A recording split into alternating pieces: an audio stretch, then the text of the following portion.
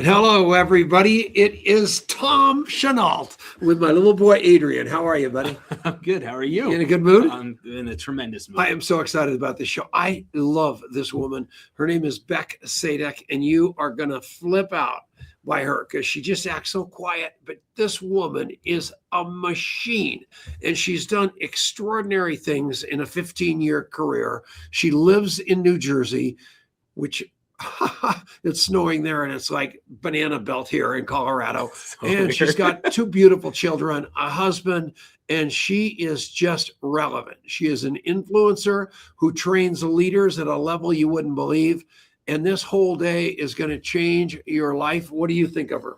I have heard a million really good things from my buddy Mike, from our attraction marketing friends, from everybody who knows you says great things. And it is so fun that I get to meet you for the first time, basically live on the air. So Bec, glad you're here. Love it, guys. I'm excited to be here. How was Costa Rica? Let's just give a pitch for Sperry and his mastermind. You usually go to those things and you just think, I spent a lot of money. I'm at a great resort, but is the juice going to be worth the squeeze? At least I'm at a nice place. I'll tell you what, the event was better than the place, in my opinion. And it was a nice place. What do you think about that?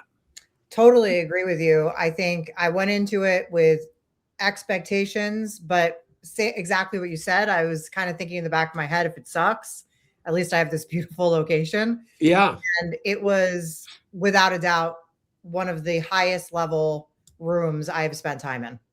It was really, really cool. Like company owners and executives. A couple of those people that were just on payroll at big companies were unbelievable. Everybody was present.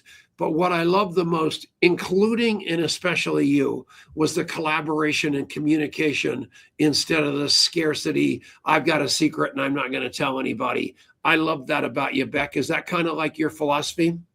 Yeah, I definitely have gone through periods where I didn't feel that way, but I've learned that collaboration over competition is always going to get you much further. Yeah. So let's talk about that a little bit. What is it? What do you feel like is almost unique to you and your style to share with the profession? How did you come upon that? And how long have you been doing that? I think you've been around in your company since ground zero. So I don't even understand how somebody young as you is so doggone smart and successful. So tell us a story about how you got into this crazy business. Yeah, so I got into this business about 15 years ago. I was working a full-time job in New York City and a couple of years out of college, and very quickly realized that sitting in an office all day was just not going to work. It wasn't going to work for me. wasn't the plan that I had. So I started looking into different ways that I could build a business, make money. Found myself in health coaching actually, and started signing up for all these networking groups to start building my health coaching business. And somebody in that networking group was in network marketing and showed me a catalog and sold me on the whole dream. So that's kind of how I fell into it 15, 16 years ago. So you weren't an alcoholic or a drug addict or a convicted felon? Not yet. That was later. Oh my gosh, what a unique story. This is unbelievably good news. You didn't really look like it to me when I met you, but that's me. So, and Michael Weininger, thank you for coming on all the time. That's another company owner that is a great, great supporter of the show. And I just want to give him a little hug. We probably need to get him on here if he can pass the sobriety test. So that'll be exciting. And it will be unbelievable to have you, Mikey. Sue Brenchley, she was at the event with us down there. She was like another quiet warrior. And so I want to call out and bring it. So now we're getting a few people populating this thing. And I want people to understand one of the shocking moments that I had when I lived in this mansion on a lake. I had a neighbor who lived on that same lake and he was involved in your company. So he comes over and tries to pitch me on your company.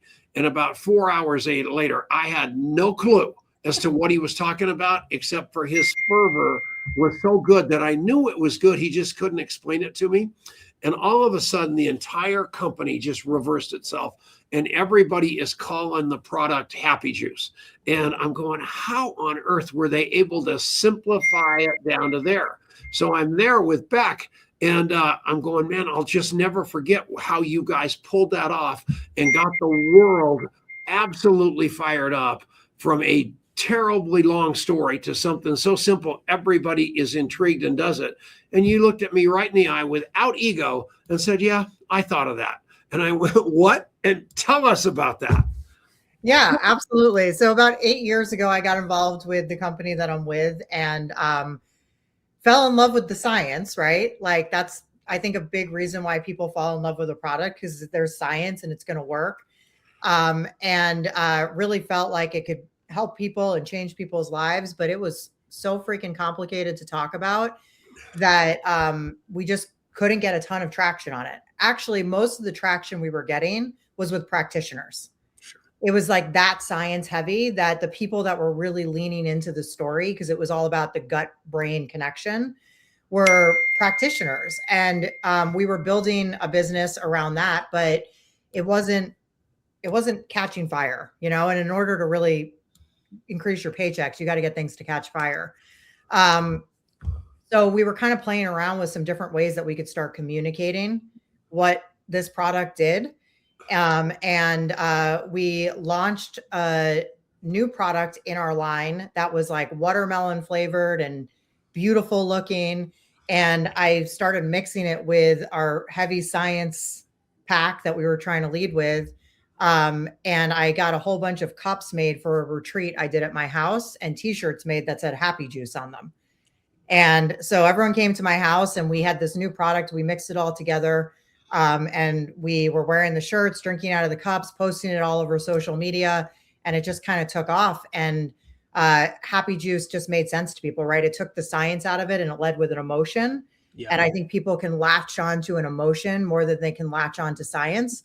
So people would say, what does it do? And you'd say, drink it. It makes you happy, right? Super, super simple and easy for people to digest. So we started running with that. It really started taking off. And then at our convention that year, the company renamed the pack the Happy Juice Pack. That is so cool. And I love kind of the, like, it wasn't like a marketing campaign that, you know, like you were just like, oh, like, I like that it was like kind of started in this like small little way. Like you didn't think it was going to turn into what it turned into when you got the t-shirts and the cups done. Right. And then it like took on this life of its own. Is really cool. Yeah, absolutely. And I think, you know, people can get so caught up on like the marketing that's coming out from their company and like what they can do better. And I'm always like, well, what can we do better? Right. Like, in the field, we have the ability to influence things and to do whatever we want, really, right? Like we own our own businesses. So I always think it's funny when people get caught up on those things. And I'm always like, well, figure it out, right? Do whatever you want. If the product's good, sell it. Love that. And it's working. So tell us what your day looks like. You've got thousands of people in your organization. You're like one of the main people in your company. As I walked in, you told Michelle, who works here, she's the brains behind the whole place, that you primarily work online. And I want people to understand it's high tech, it's high touch, it's using the internet.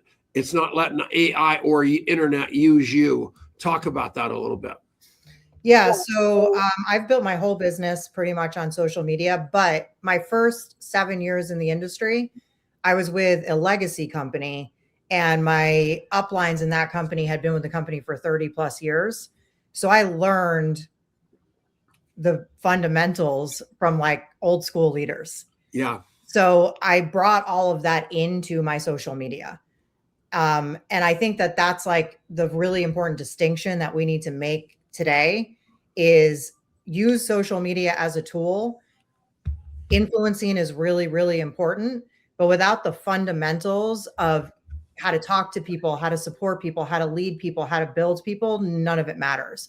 So I've really built my entire business with the philosophy of let's use the tools from social, because you can connect with thousands of people in a second, but don't lose track of the fundamentals that made this industry what it is. That is so exciting. That's so true. And what a lot of people and a lot of companies and a lot of everybody, especially the affiliate people, really want us to try to forget that, and it's a mistake. And what I loved about everything that happened in Costa Rica was that was reinforced time after time. I see Sue Brinchley on here. I see Brian Fryer on here. Just legends that showed up at that event that were incredible. That little girl from Mississippi, I can't think of her name. I just saw her name a second ago. That's just a little rock star. Scroll up there, Adrian. I'll give you her name here. We'll keep going. Dee.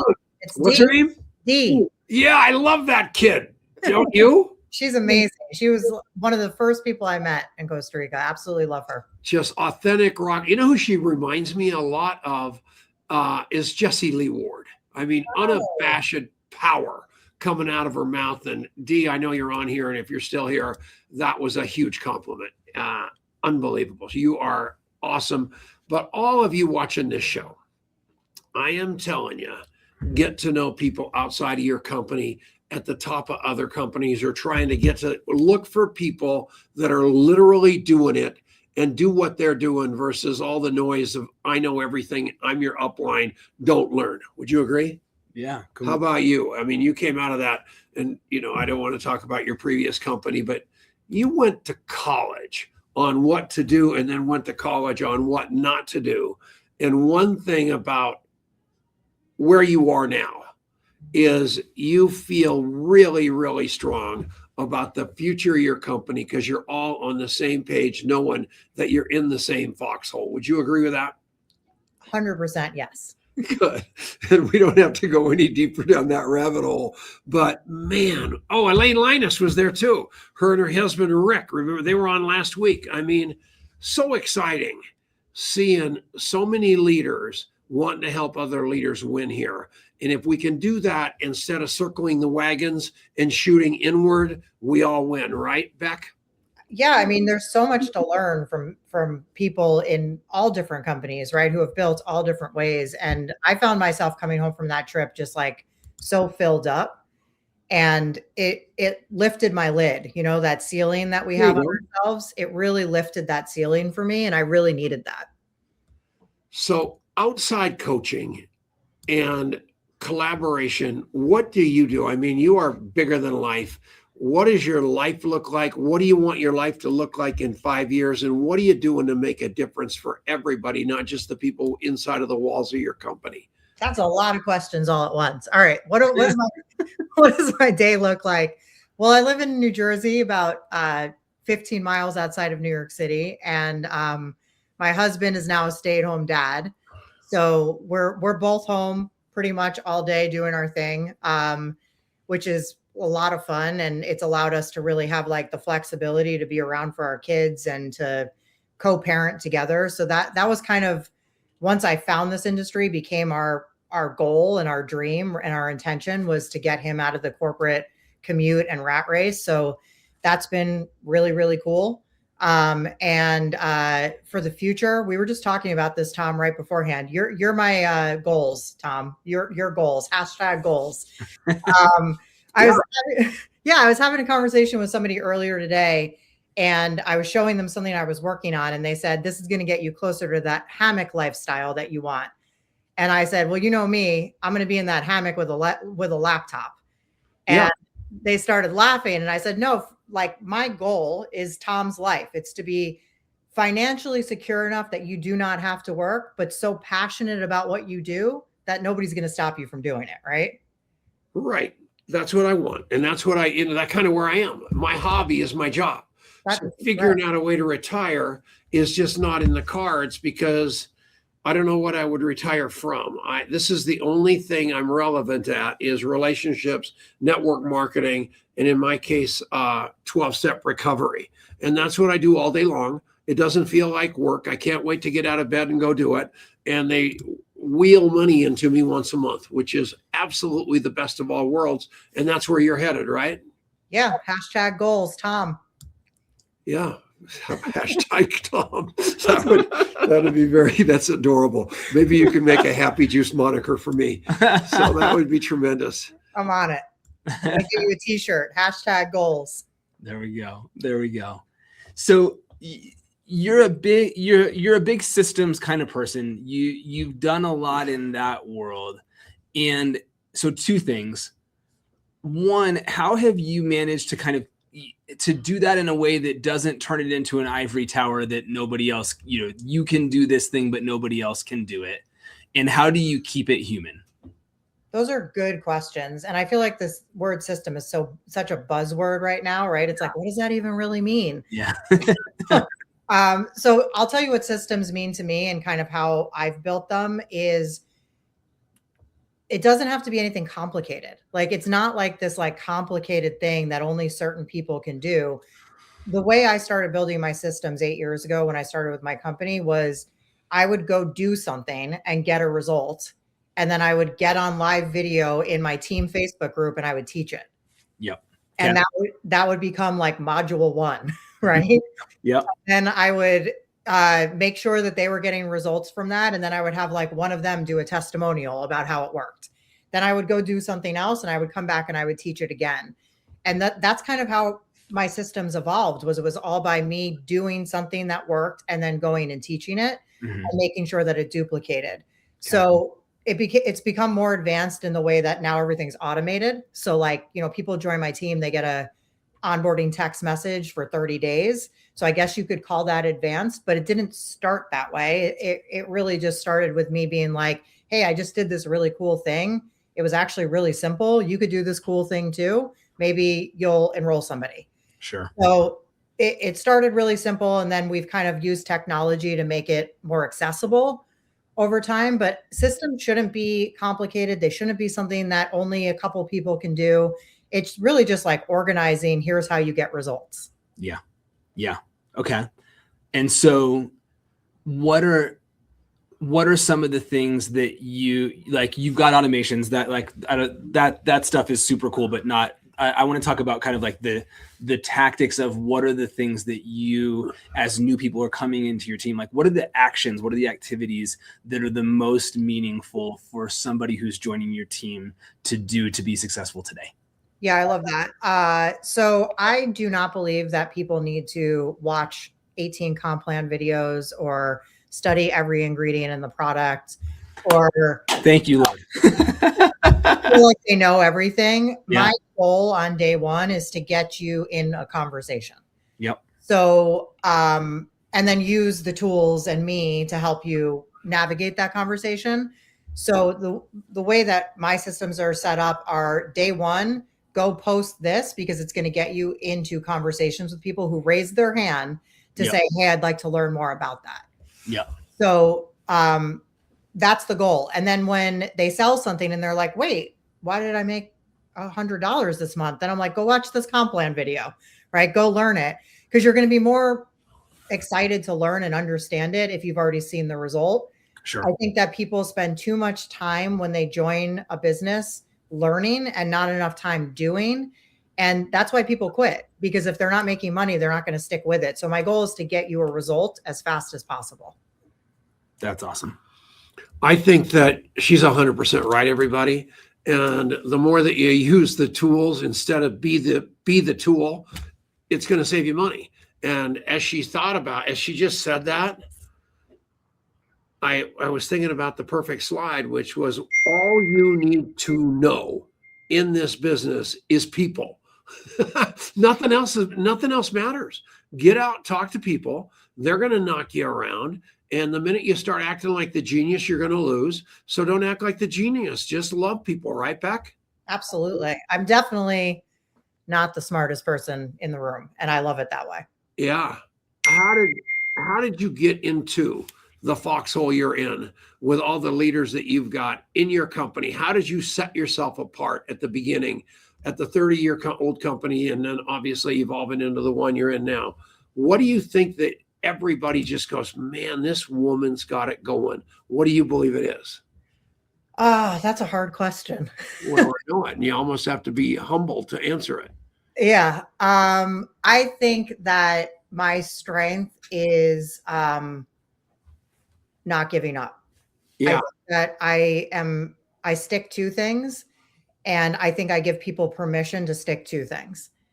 So what I know my team can rely on me for is that I'm here and I'm not going anywhere. Yeah. And I show up, right? So I think that like that's my secret is that I show up every single day and I am steady. Yeah, and it's the same every day. You're not practicing on your team. You're bringing them in what works, and you're showing them what you did with your feet, not your mouth or some new idea of the week that takes them off a cliff. Yes. And I believe you to be duplicatable at the lowest common denominator, which is why you came with the Happy Juice moniker, because that lets that average Joe like me not have to be Dr. Kevorkian to figure it out, right? Exactly. Right. I love that. Dr. Kevorkian, huh? Well, sorry, Doolittle. Oh, that is so funny. It's so sorry. Sorry, You knocked him derailed out. me, and now I we're knocked him derailed. off track. Laura Evans is on here. She just said hi to you. I have a picture of her in my wallet. I think she's one of the great network marketers across a lot of platforms, a lot of companies over the years. And she's been on the show before. And what I think following a leader like Laura and following a leader like you that actually do it instead of talk about it, who are not letting some antiquated resume drive them, is really kind of important. Would you agree? Yeah. Laura is amazing. Like if you guys don't know Laura Evans, go find her because I learn so much from that woman every single day. She's like an absolute wealth of knowledge and legend in this industry. Yeah. And there are a lot of them, and you guys are attracting them in your company. You're bringing in some absolute rock stars. A friend of the show, Dana McGrady. Yeah. Known her for many, many, many years. And David, the partner. Yeah. So I can't say his last name, but all of it, because I can't pronounce it, not that I won't, Skoltelti or some crazy thing. So I don't know. But at the end of the day, you guys, I want you to have more friends. I want you to have more friends at high level. I want you to jump in the foxhole with people like Little D, who just commented on the screen, and see that you can do this, because everybody that has the heart for the business, you might not have the brain. I don't. The face, I don't, but I got the heart for the business. And I think it's the most important, don't you? Yes. Caring about the people, right? Yeah. And you get up every morning and you say, what am I going to do I have to ask, why New Jersey? Why would you live there? Such a good question. I wonder that every day. Like it actually goes through my brain every day. So I'm glad you asked it. My husband is from New Jersey and I'm from New York, and he won. You're kidding. Why we're here. We're going to come and visit. I'm going to come and visit your town. I'm not coming to your house. Don't get all freaked out. Don't have to start putting the furniture in the safe or anything. But I'm just going to figure out what the heck it is, because I've been there 20 times over my career and my life. And I can honestly say I've never understood it with so many, and especially if you've got a little wherewithal, how you live there. So there's a reason for it. Family's probably the answer, but I want to know what it is, don't you? Yeah, our families are very close by. That's there you go.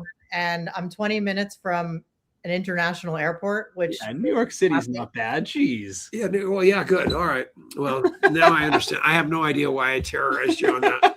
I just can't. All right. I can take the Jersey jokes. I've been dishing them my whole life. There we go. Maybe it's because you stole Michael Porter Jr. from us. Maybe that was it. There you go. That's it.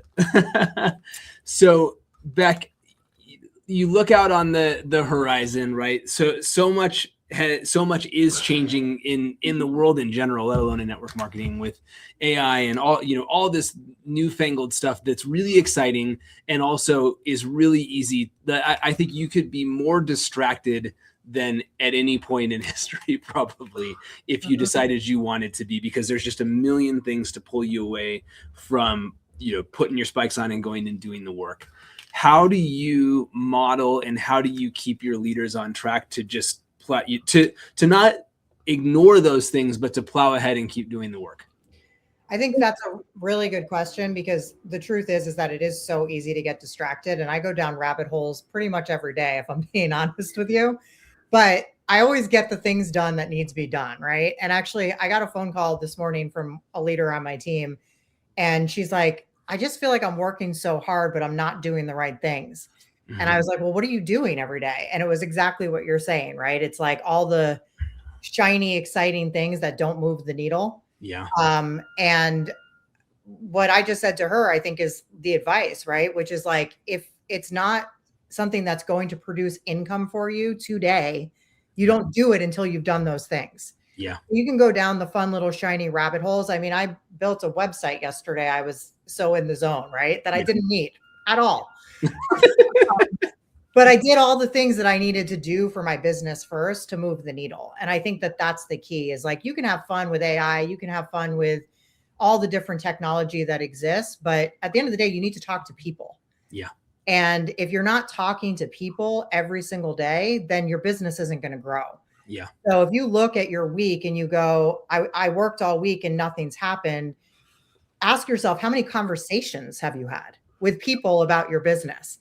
And that's going to really put a lens, I think, on like, are you doing the activities that move the needle, or are you distracted with all the fun, shiny technology things? Totally. And so like, I kind of want to get nitty gritty for a second. Like, let's go back to your first 30 days, right? So like, you have a post or a series of posts that you're going to have this brand new person who just joined your team go, and they're going to put that out there, and that's going to kind of that's going to help them to get some people to raise their hand. Mm-hmm. What is the progression that you're having people take their prospects or hand raisers on to move them through, right? Is it mostly leading with the product? Is it mostly leading with business opportunity? Is there kind of a decision tree there? Like, what does that all look like for a new person? So I think that 99% of people are going to lead with the product. Yeah. And I don't know, maybe you guys don't agree with me on that. I know not everybody does, but I think that the average person doesn't usually come in with a whole bunch of, credibility around building a business. Sure. Yeah. So it's much easier to lead with a story around how a product changed your life, or what you're excited about with a product or a health need, than it is to start talking business when you have no experience with it. So there's exceptions, but our entire launch plan is really focused around leading with your story and leading with the product, because that's going to work for most people. Whereas most people are going to feel very intimidated, and they're not going to get a lot of bites unless they have that background with the business. Sure. Okay. That's great. And so people are leading with their story, with others' stories, and but they're not experienced. And so you guys are, you're providing tools as an upline, or you're providing yourself as a resource as an upline. Like, how are you seeing the most success in terms of how you're helping that person who, kind of gets somebody on the hook, right? A conversation's happening. They don't really know what they're doing. What's the most effective thing to help that person to then kind of be successful moving through it? Yeah. So our main thing that we use is a Facebook group. Most people call them ATM groups. Some people call them prospecting groups, right? I think most companies and people are using those types of groups at this point, but that's the main thing that we use, where we just have tons of product information in there, tons of testimonials in there, videos that you can tag people in. And that's kind of our process: is you get the lead, have the conversation, and then you add them into the group where they can get the third-party stories and the credibility from that. And then the close will either be, them on their own if they feel confident, or bringing in their upline to help them close it. Love that. And how do you lock those down from people coming in and trying to steal all the people from you? I used to actually really care. That's a great answer. I used to be super vigilant about only letting people in who answered the questions properly, and kicking people out if I saw that they weren't supposed to be in there. I've just decided I don't care. You know what I mean? Like, the more the merrier, abundance mindset, like, come in, steal it if you want to. The right people that are supposed to be here are going to be here, and they're going to get the information they need. Okay. So one thing that was shocking to me, so I'm 100, right? So I'm going down to the mastermind, because I do not, at the mastermind, for sure, want to go to work anymore. I'm sick and tired of working at age 75. I know that I was going to go down to the mastermind and learn how not to have to call people every day, invite people every day, do all that jazz. It was so opposite day. And I saw Laura just talked about that in the comments, but it is all the invite. I mean, she or he doing the most invites win, no matter how you crack it. If you aren't doing that, A, you're not going to be successful. B, you're not a leader because your team's watching your feet. And if you're not doing it, they're not going to do it.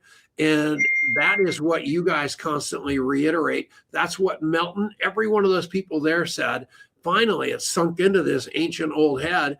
I got to get back to work and lead with my feet. And that's kind of the way you felt, right? You already knew it, but you didn't know it, but who knows? I think you need that reminder often, right? Like I know for myself, like you can get into management mode as a leader, and putting yourself in rooms like that, it does remind you, right? Like speed of the leader, speed of the pack, get out there and talk to people. And yeah, I agree. The invite is the income. And if you're not having new conversations, you're going to feel stuck. The invite is the income. Somebody text me that. I'm going to steal so many of your lines. By the time it's over, I'm going to have to probably put a credit at the bottom of my presentations. That was our girl, Darylyn. Just write it off the screen. Right with that. She's perfectly timed. She's a maniac. That's the best. And it's what it does for you all. So stop trying to figure it out. Get out in front of people, get knocked around a little bit. It will come to you. All of a sudden, you're not going to be all shook up when the one prospect that you have says no, because you listen to these people and you figured out that the more people that you talk to, the more people are in the pond and you've got more people to pull from. How do people find you, Bec, if they want to learn more, talk to you, send you notes? What's the best way to get hold of you? You can come find me on either Facebook or Instagram. Those are the two places I hang out most. Bec Sadek is my profile on both. Okay, well, we've had more fun with you than we just know you. And I told Adrian, there's a woman here in town named Kelly Wolf that is just a little angel. And she's just a happy juice, happy mom, happy pregnant mom of all time. And it's so cute watching her trying to be a mother now too here in Longmont, Colorado, and manage her little network marketing business. And I sat down with her dad, and they said, we're just not sure about her business. You know, she probably needs to get a real job. And I said, I think she's going to do okay. And now she's done it with your company. And her dad and a couple of his friends ate their words, and nothing made me more happy than see that happen with the happy juice. And thank you for being a mentor to her, because we love her, don't we? We absolutely do. She's awesome. And Mike Gastola just popped in here too. Just wanted to give him a shout out. He's awesome. And it's just so cool. What a great community it is here. It's so cool. And Chris, her Facebook ID is her name. So you just look her up on Facebook. You'll find her, no problem. But I this is what it's all about. It's about, connecting with each other. And I think, Bec, what you said about, I used to police the thing and now it just doesn't matter. Like, that's so true, right? Like nobody who has, if somebody's going to come into your group and try to pick people off, like, it's not going to, like, it's probably not going to work. And so why give your energy to trying to head them off at the pass? Like, it's just, that's just wasted energy. And the right people are going to stick around because they're captivated by the product message. They're captivated by the culture of the community or whatever it's going to be. And it's just your job as a leader and as a part of that community to foster that, right? Absolutely. Yeah. I think back to the amount of time I used to spend policing it. Wasn't worth it. It wasn't right. That one guy, I got rid of him, and that felt so good, though. It felt good, but it wasn't a good use of my time. That was not an income producing activity. Right? Oh my goodness. So, where do you see this thing going from it? Where do you see network marketing evolving? Thank you for that question. As we go forward, right? There's all this new stuff. There's all these, the world really is changing. And so distractions aside, like, I think network marketing is going to change because I think everything's going to change. What do you see on the horizon? Yeah. I mean, I think that network marketing in a way has never been more relevant because it's sharing links with people on social media is literally mainstream now, right? So it's like, I think back to when I started 15 years ago and nobody understood what I did, right? Because I was like inviting people to dimly lit hotel rooms on Saturdays, right? Now it's like everyone understands what I do because I sell things on social media. And that's very, very mainstream. So I think in a way, network marketing is like having its moment. But then I also think at the same time, because there's all these other ways to make an income that give you freedom and that you can do from home, it also is requiring the industry to step up its game a little bit. Yeah. So I think that it's an interesting moment for the network marketing space, because there's more opportunity than ever in network marketing, but there's also more opportunity than ever everywhere. So I think that we've got to figure out, like, how do we harness this opportunity, but also not lose sight of what makes this industry great, right? So it's like, if we go too much in this influencer direction, we're going to lose the whole leadership aspect of things, which is what holds the whole thing together. Yeah. So I think the future is figuring out, how do we step forward and really take advantage of this moment in time where network marketing isn't weird.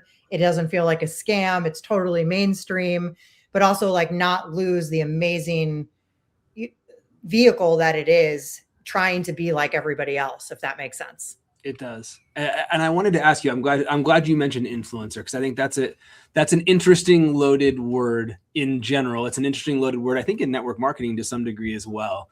Where does influence, or being an influencer, where is that useful and where is that unhelpful in network marketing from your perspective? We could have like a hour-long conversation just about this one question. And I want to apologize because it's getting dark outside and there's no lights on in my office. So I'm just getting darker and darker. You're all good. But being an influencer means that you have influence, right? Like on a social media platform, and you can reach the masses with literally just posting a video. Mm-hmm. And I think that that's completely changed network marketing in an amazing way, because like I look at my leaderboard this month and I have somebody on my team that's enrolled 190 people this month. That doesn't happen wild in a hotel room, right? It better be a big hotel room. Right, exactly. That happens through social media platforms. Mm-hmm. But at the same time, we have to make sure that we're teaching these influencers like the fundamentals of the industry and about leadership, and that there's so much more to offer inside of the network marketing opportunity than just exchanging a product for money, right? Right. Influencing is transactional. And I don't believe that what we do is transactional. It's relationship building. So I think that that's the distinction. And that's what we really need to get better at teaching. And something I'm very committed to teaching that, like, over the course of this year is, helping people that have that sort of reach and that sort of platform understand that there's so much more for them inside of this model. But they've got to follow up with their people. They've got to build relationships with their people. And when they do that, they're building an asset instead of just a one-time transaction. So well said. Yeah. Who do we have next week? I'm mesmerized. I don't know. I got to look. He's not paying attention. He's the boss. So here's the deal, everybody. Go find Bec right now and have some fun with this. There's a guy next week called Matt George. I got him from Mark Victor Hansen. He's written a couple of books. He's a solid guy, really on the nonprofit side a lot more. But what you learn in this business is, A, you make a lot of money. B, you probably get your health back under control. C, you start having a lot of money to go do things like Matt George, which has changed the world through philanthropy, whatever the hell that word is, philanthropy. So I want you to come next week. I want you to find Bec, and I want you to have a great day. And we love you all. And thank you all for watching. And Bec, thank you so much for being on. Thank you. Thank you guys for having me. We love you. Have a great evening. Talk to you soon. See you next week, everybody. Bye-bye.